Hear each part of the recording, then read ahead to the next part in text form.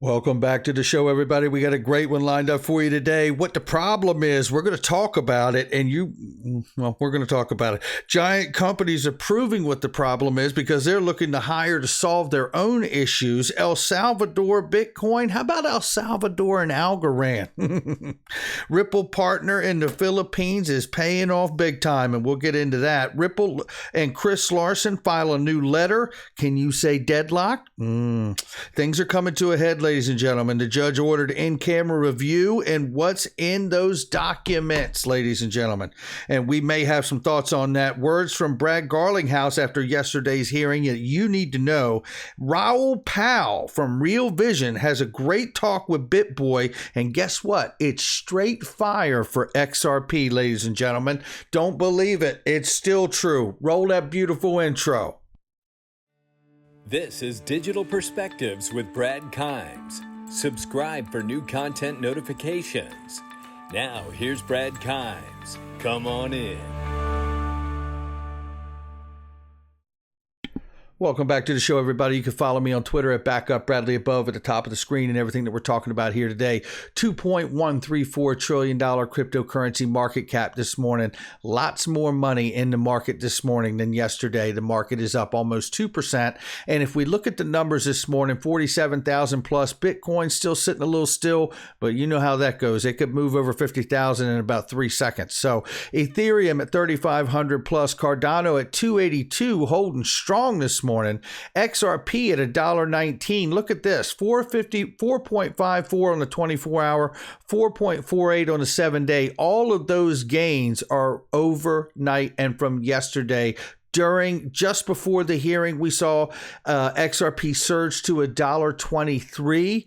Right? And we've been holding the value actually since then. So let's go ahead and look at the price range right now. Again, 123.59 was the high that we had. We see 110.92 for the low, but it's come back strong and we'll keep an eye on it. Ladies and gentlemen, Ripple's going to be back on the board today, right here with link to Private Investing Made Simple. It doesn't last long. If you aren't accredited, hit that button and get accredited as quickly as possible if you're interested in it, because this stuff goes so very quickly. Remember, they also have incredible offerings like Kraken, Link to itself. I mean, that's an incredible play right there, I think. Uphold, and you see Impossible Foods. Ripple will be up later today, and again, it will not last long. ThoughtSpot, Standard Cognition, they have all the greatest companies across all the emerging industries that you could even think of. Make sure you check them out. Looking right here, Gold Telegraph reminds us what the problem is. Global debt is $277 trillion. Not paying that back in a long weekend, right? I mean, this is the problem, ladies and gentlemen. And why do I show this occasionally from time to time? Because it's a reminder that the world, not just the U.S., not just one sector of an economy, the world needs to take advantage of blockchain and crypto so they can get the attributes of that, which would be scalability, immutability, right? And then you could also get the velocity of money back into the system, which is really in extreme need in my eyes because of the fact that we've had such an incredible crisis with a liquidity crisis before the pandemic. And we need that velocity of money formula to really help reignite the global economy broadly. Let's go ahead and look at this morning from Cointelegraph here, looking for a job in crypto. This is really echoing the whole idea of the global problem that I just showed you, right? Because major blockchain firms and giant companies like Apple and Amazon are looking for talent to help them grow in the crypto space. And it's obviously companies are about making money, but they're also about efficiency. And that's where making money comes from. It isn't just about selling a product to you and I. It's also about getting the efficiency within their actual business model. And that's what we're talking about with the advantages of blockchain and crypto. That's what we're talking about with real blockchain crypto projects, which you could replace those words with payment protocols, new payment protocols, new payment networks that actually work.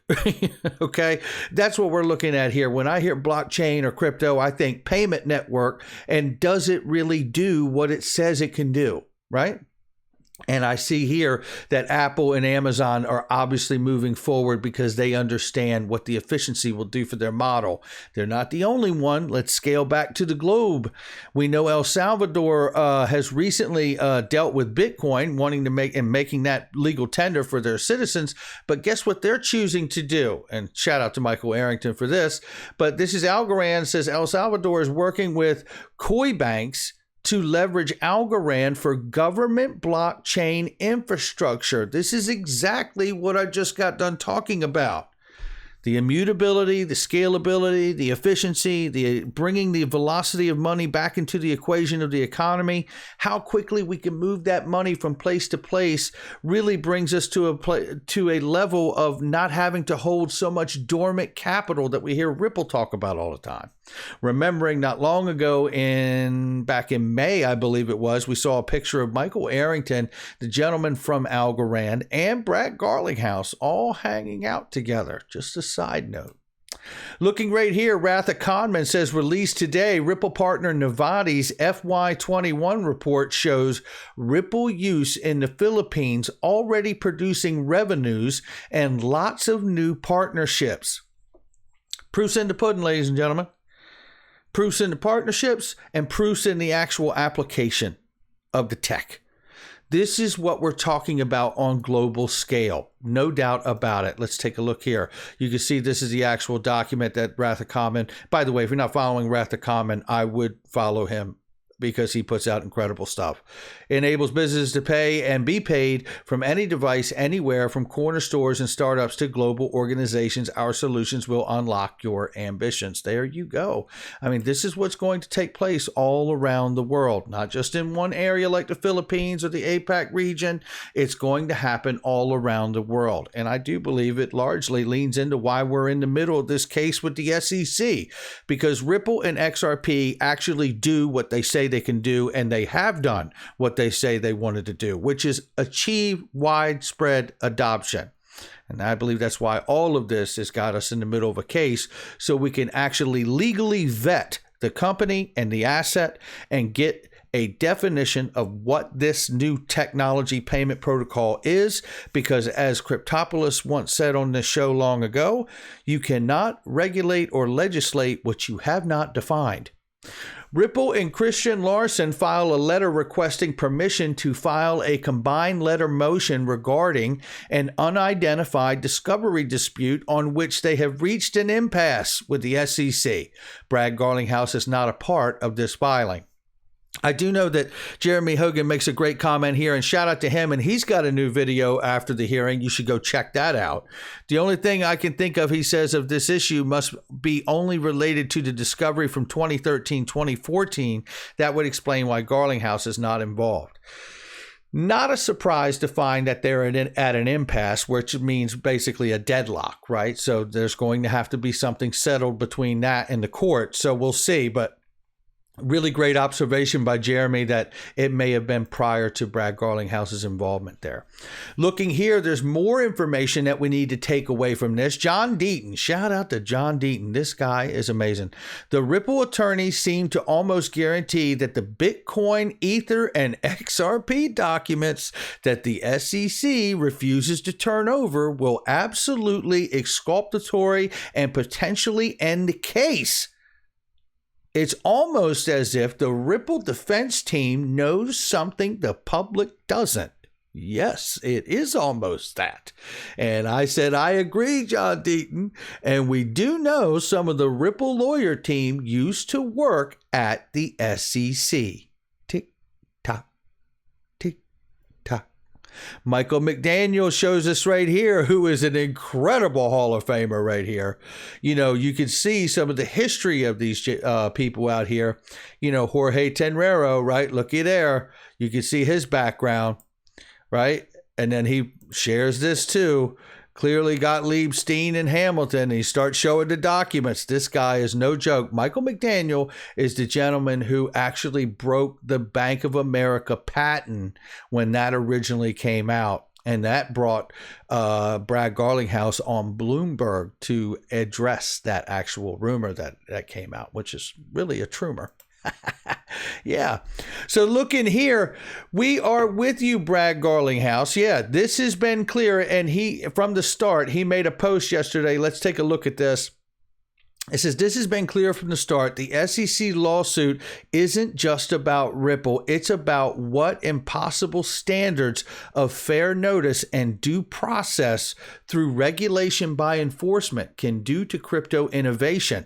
Anyone could be next without warning. He's absolutely on it, man. Just killing it right there. And this is the article that was cited that has a ton of links to DAI, who really has been the leader carrying the torch, putting out massive, massive evidence and videos of what's been going on out here. And shout out to him. He has inspired me to make a few of them as well. And I even had a link in this that was cited by Forbes as well as he did, many of his links. And, you know, it reminds us all that we do have a voice. And if we go about it the right way, that voice can be very, very powerful. Make sure that we share and retweet all of this information collectively as a group, because all of you have made all of this very important by retweeting it. So we do have a voice out here, and we are with you all the way, Brad Garlinghouse. At least one learning I'll take away from this experience: never bet against the tenacity and thoroughness of the Twitter sleuths. You better believe it, Brad Garlinghouse. We're not going away by a long shot, and we're watching every bit of this as much as we can. And I tell you, I want to remind all of you right now, make sure you see the second video I'm going to do today, because the court just appointed an amicus curiae, I believe it is, which is a friend of the court, who will be an expert, who will be a neutral position to the court to help them understand, to help the judges understand exactly what's going on and whether this XRP is a security and securities law and all these different aspects of blockchain, crypto, and XRP throughout this case now. And that person is Lilia Tesler, I believe it is. And I have some video that I'm going to show you that is absolutely profound to her thoughts of this space. It doesn't mean how she feels today, but from 2018. And I'm going to share that with you as well as other information. So make sure you're listening to that as well. And then let's take a look at this right here. This is Raoul Pal and BitBoy. And man, oh man, is this straight fire when it comes to XRP. I am a huge fan of both of these guys, and this is a great clip here that really lays it down. Props to BitBoy is right for this interview. Major props to Raoul Pal for being an independent, rational, and informed voice in the crypto space. And you can't say it any better than John Deaton did, because I completely agree. That's about the clearest description of him that I would take away from him.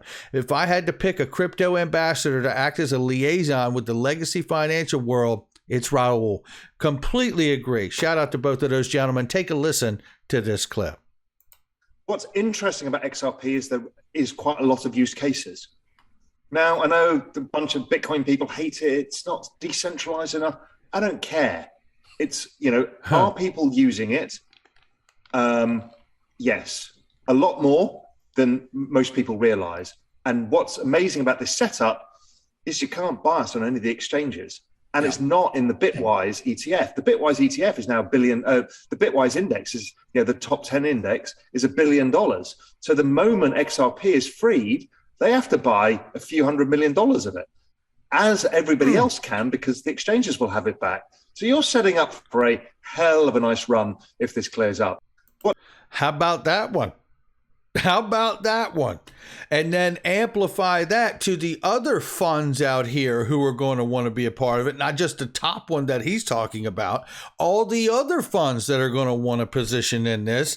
Imagine Grayscale wanting to get back into the game and how much money they're going to want to put into XRP to get that position reestablished.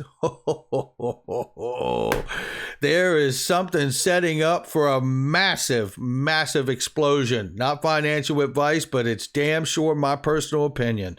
I will tell you what, I am so excited for what's to come. It is just incredible. But that's going to do it for me, ladies and gentlemen. Make sure you hit the like and subscribe. Don't forget to watch that second video. You're not going to believe the stuff we found today. And that is going to be on fire. Hit the like and subscribe. Check out all the links in the description box and the comment section. iTrust Capital is the best gold, crypto, silver IRA on the planet. The only thing better than buying crypto is buying tax-free crypto. I'll catch all of you on the next one.